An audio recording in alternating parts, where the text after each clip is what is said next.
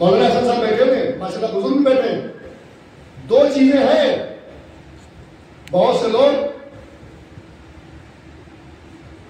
کوشش یہ کرتے ہیں کہ کچھ کا کچھ کر دیا جائے، لوگوں کے حساب سے دین چلے، لوگوں کے اپنی سہولت کے حساب سے چلے. اپنی آپ کی سہولت سے دین نہیں چلے گا. اور جن کو عالم کے عین کا علم نہیں، واہ واہ واہ واہ، پڑھوں گا ضرور. عالم کہیں اللہ ہے نا ڈکٹیشن، عالم کے عین کا علم نہیں، وہ ہوٹلوں پہ بیٹھیں گے، چوراہوں پہ بیٹھیں گے اور دین طے کریں گے. وہ عالم ایسا، وہ عالم ایسا، وہ خطیب ایسا، وہ شاعر ایسا، وہ انجمن ایسی، وہ لوہے خان ایسا. عزیز آنے محترم، تمہارے بکنے سے حق اور باطل مل نہیں جائے گا. ایک میں مثال دیتا ہوں، اگر کوئی ہرے آم کو ہرے پتوں میں چھپانے کی کوشش کرے گا تو آم اتنی دیر چھپے گا جب تک وہ ہرا رہے گا، لیکن جب پکے پیلا بن جائے گا دور سے نظر آئے گا. چلو اس پر بھی کپڑا ڈال دو گے تو اس کی خوشبو کیسے روکو گے؟ جنہیں حرام حلال کا پتہ نہیں، جنہیں نجس و پاک کا پتہ نہیں، جنہیں طریقے وضو نہیں آتا، جن کو غسل صحیح سے نہیں آتا کہ پانی کیسے ڈالا جائے، وہ علماء پہ انگلی اٹھاتے ہیں، مولا حسین کے خطبہ پہ انگلی اٹھاتے ہیں، مولا اہل بیت خان کے شعروں پہ انگلی اٹھاتے ہیں. ایک لفظ کا مطلب بھی تمہیں پتا ہے؟ بہت سے ایسے لوگ ہوتے ہیں جمعہ دن کچھ علماء سے، ہمارے ساتھیوں سے کچھ سنا اور سنایا اور لے کے دین جو ہے بازار میں بیچنے لگے. کھیل تماشا سمجھا ہے؟ 20 سال حوصے میں دیتے ہیں، اس کے بعد پورا سال اسٹڈی کرتے ہیں، اور جب کوئی کنفیوژن ہوتا ہے تو رابطہ یہاں سے یا ایران ہوتا ہے یا نجف ہوتا ہے یا سیریا ہوتا ہے، تو ہمارے فقہاء ہیں، ہمارے علماء ہیں، ان سے اسے کنفرم کیا جاتا ہے. تب 1 گھنٹے کی مجلس آپ سنتے ہیں.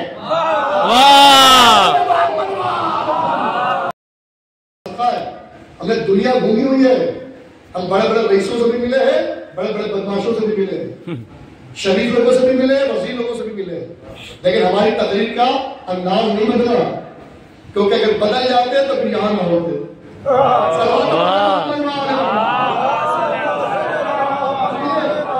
ضروری ہے، کچھ چیزیں ضروری ہوتی ہے. مومنین بہت سیدھے سادے بچارے شریف ہوتے ہیں، کنفیوز کرنا، مومنین کو مخاطب رکھنا. عزیزان محترم، اب سنیے، ابھی یہ فتویٰ آ جائے، مولانا حسن صاحب جو مرشد آباد کی تاریخی جامع مسجد ہے وہاں نماز ہوتی ہے اور جمعے کی پبلک زیادہ آتی ہے. ابھی غیرت امام میں واجب تقریر ہے، پڑھو تو بہت ثواب. اگر نہیں جا سکے کسی مجبوری ہے تو آپ زور پڑھ لیجیے، خاصے پہ کوشش نہیں ہوگی کہ آپ نے جمعہ تو نہیں پڑھا، پڑھ لیا تو ثواب زیادہ ہے. حضرت زور فرما لیں گے تو زور ثابت ہو جائے گی. جمعہ یہ مسئلہ ہے، فقہی مسئلہ. عزیز عالم محترم، اگر کہیں پر دشمنان دین یا دشمنان شیعہ بڑی فوج لے کر چڑھائی کر دے اور یہ ہو جائے کہ آج مؤذن اگر اذان دے گا تو اس کا سر کاٹ دیا جائے گا، یا گولی بارود کا زمانہ ہے کہ بم سے مار دیا جائے گا یا گولی مار دی جائے گی.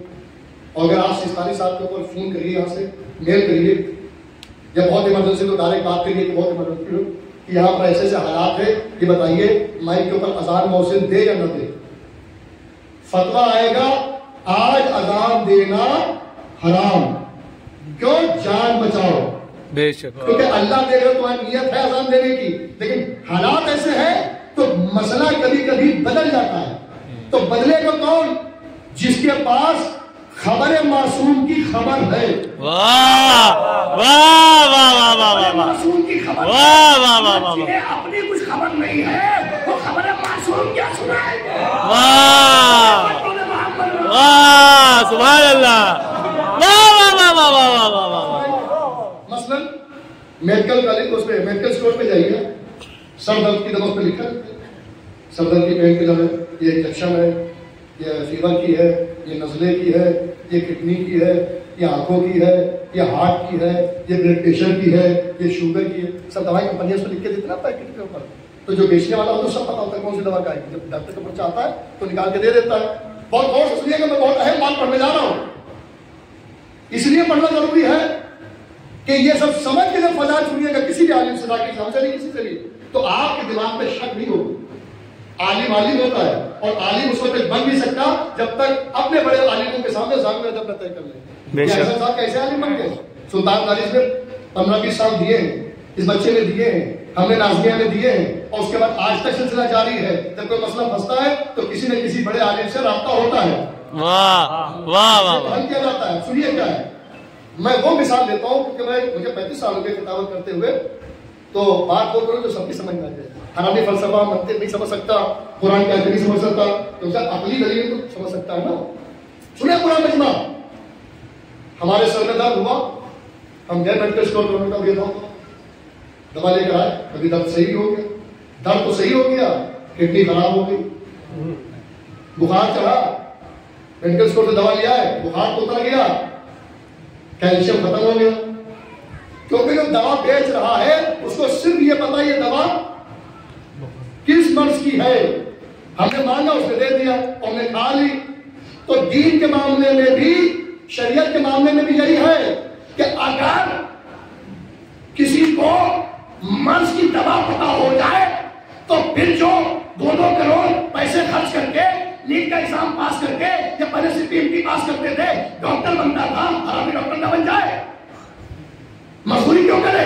کہا کہ پڑھ کے بڑی مشکل سے نیٹ پاس کرو, پھر کاؤنسلنگ یہ وہ, اور پھر اتنا پیسہ ہو 1.5-2 کروڑ, تب جا کے ڈاکٹر MBBS, پھر MD کا امتحان ہے نا, پھر سرجن ایگزام تب جا کے دیتا ہے. تو وجہ کیا ہے؟ اس کے بعد جاتے ہو تب بھی وہ دوا یہی دیتا ہے, میڈیکل اسٹور سے لو تب بھی دوا یہی ہے. لیکن فرق ہے کہ ہم کو دوا دی, وہی دوا آپ کو بھی دی. اگر سب کو بخار ہے تو ایک ہی دوا, مطلب پیراسیٹامول آپ کو بھی, ہم کو بھی, سارے بچے میں بخار, مولانا کو بھی بخار, تو سب کو پیراسیٹامول دے گا کون؟ میڈیکل والا, اسٹور والا. لیکن اب ڈاکٹر کے پاس جاؤ گے سب کو پیراسیٹامول تو دے گا, لیکن پاور میں فرق ہوگا.